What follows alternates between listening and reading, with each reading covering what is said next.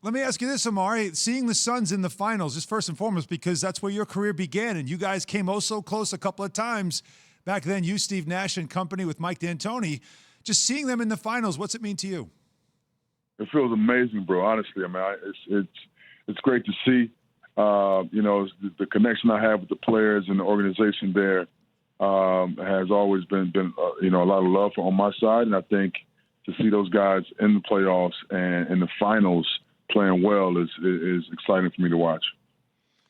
Stat, when you watch Deandre Ayton, obviously, you are one of the best that the game has seen, and that kind of fluid forward position and being able to kind of go outside in with that versatility that you have with that skill set, which is off the charts. Who does Deandre Ayton remind you of? That's a good question, man. He's a bit of a different player than I was, but he's definitely a versatile five-man.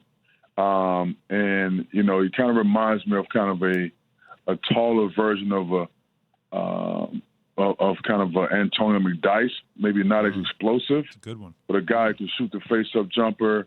He has a back-to-the-basket game. But obviously Ayton is more, he's 7 foot. He's a heck of a rebounder, which I think gives him the edge over a lot of bigs. But, yeah, he's one of those guys who's versatile and can do a lot on the court. When you were watching them now from a coaching perspective, you now with the Nets and you and Steve obviously reunited in Brooklyn, when you watch them from that coaching perspective, how difficult is that pick and roll to defend, and what should the Bucks do? You know what? The pick and roll, man, is probably the most ran, style of play in today's game. And it's hard to guard because it always creates a mismatch, right? It creates a 2-on-1 situation, and then allows you to somewhat pick the defense apart depending on where guys are helping from. And there's no way to really guard that, perfectly. There's, if you run a pick and roll 100 times a game, you may be successful 50 times, which the other 50 times you're not successful. So it's a major markup on how you can, somewhat be successful running pick and roll, and that's why that is a quintessential piece to today's basketball. Obviously, Amar'e, when you were there, you guys had that building rocking, and so much of what is unique about the Phoenix Sun squad being there now has to do with the addition of Chris Paul. And we, because this is what we do, can't have this conversation without talking about what winning in this finals might mean for Chris Paul's legacy. Where do you see it, or how do you see it going down? I mean, to me, Chris Paul is a first ballot Hall guy, and I think if he wins this, it's going to solidify his credibility and his legacy even more. This is big for him and his family. But even reaching the finals right now with this team, and this is unexpected. I know I didn't have the Suns in the finals to start the season out. I knew there would be a good team and go on a good run. But for Chris Paul, if he wins this NBA Finals and get a championship, that's going to put him up there as one of the greatest point guards of all time. Amar'e, and you can only play the teams in front of you, and it's nothing to knock on the Bucks because they are in the World Championship. But what is the sentiment around Brooklyn, considering the team was so close? I mean, it was Kevin Durant shoe size away from actually being in the Eastern Conference Finals and then potentially being in the NBA Finals. Yeah, we're close. We're right there. I mean, guys are going to lock in this summer.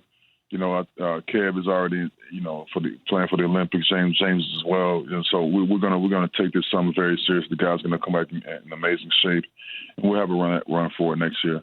But I think the teams that are in the finals now are well deserving. They both had remarkable years.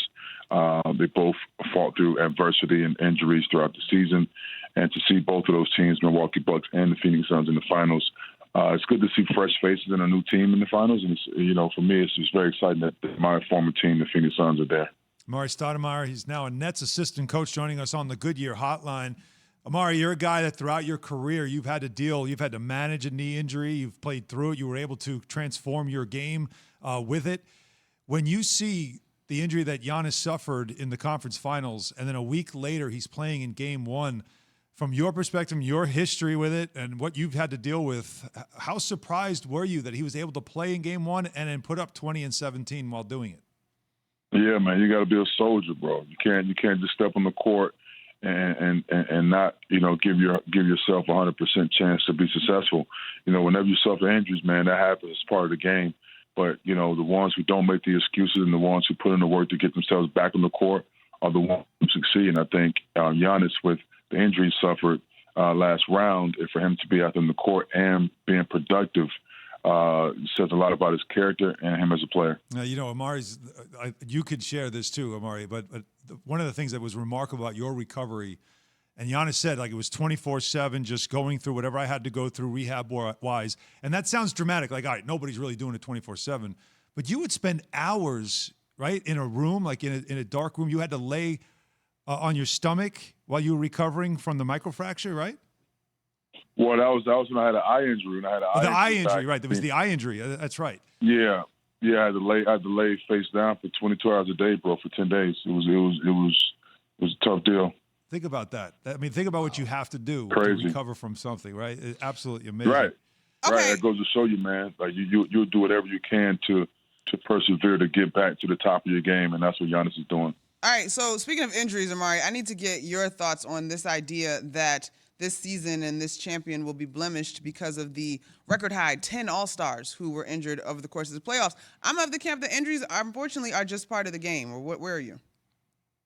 It's a part of the game. It's a quick turnaround too, because last year the guys went in the playoffs. The playoffs ran a little late because of COVID, and we started fairly early, and then we went longer this year. So a lot of guys' bodies wasn't really able to take on the duration of the season, which I understand.